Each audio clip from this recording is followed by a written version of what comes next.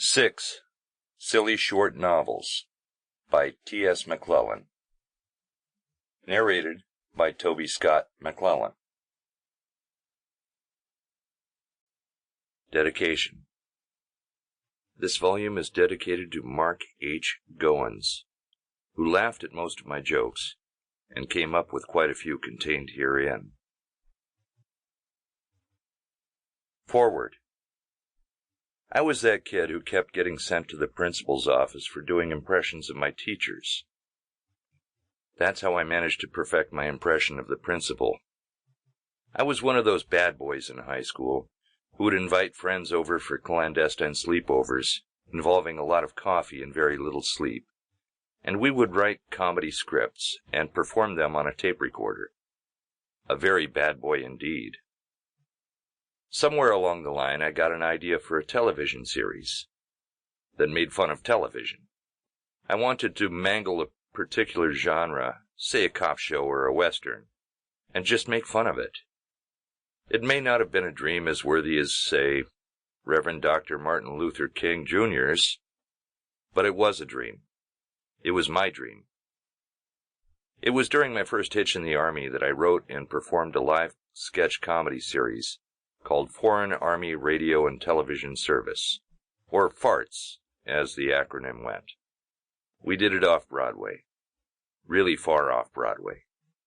Okay, we did it in the Far East, in a theater in South Korea. But it was a hit. I was making fun of anything Armed Forces television and radio would put on the air. I pre-recorded radio segments to pipe into the house during set changes. After I got my miraculous honorable discharge, I knocked on Hollywood's door. Nobody was home. So I wrote letters that went unanswered, and I made phone calls that cost a lot of money. But I could not get a producer or agent or receptionist to take my calls. Such is the nature of television, and so I was more determined than ever to break into it. I wrote and directed a dramatic series for Filipino television, trying to find the back door. The producers pulled the plug after 4 episodes.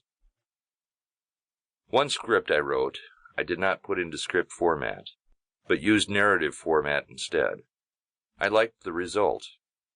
I thought that one day I might convert several of my scripts to narrative format and present them in book form.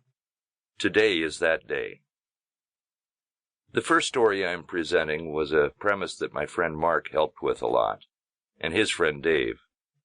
I wanted to satirize a piece of literature from a famous author, and I chose Ernest Hemingway's The Old Man and the Sea. But I knew I would never have the budget for a whole sea, so I chose a pond instead. It is a story of obsession. It is a poor man's Moby Dick. But what if we got Peter Benchley to write the script? How might it turn out? So you will notice that my jab at Hemingway has absolutely nothing to do with Hemingway or Melville, but everything to do with jaws, really tiny jaws. You will find that I did not have the budget for a whale or a shark, so I chose a carp, a really scary carp, for The Old Man in the Lake. My second story is my attempt at mangling the Western genre that was popular from the 50s up into the 70s. I combined Bonanza with Gunsmoke and a few others, and decided to cast Woody Allen as the notorious gunslinger. So I give to you The Big Bonanza. The third offering is the inspiration for this whole book. This was my first narrative format script. What if John Steinbeck were to translate the works of Miguel de Cervantes? And what if he did not know how to read 16th century Spanish? How might the script turn out? I had an idea of what it might look like, and I offer you Of Mice and the Man of La Mancha. I knew I wanted to do something with James Bond. This guy has been popular for 50 years, lighting up the silver screen with his daring exploits. And he was a notorious womanizer. He has been recklessly womanizing for popular entertainment for 50 years. Sample complete. Ready to continue?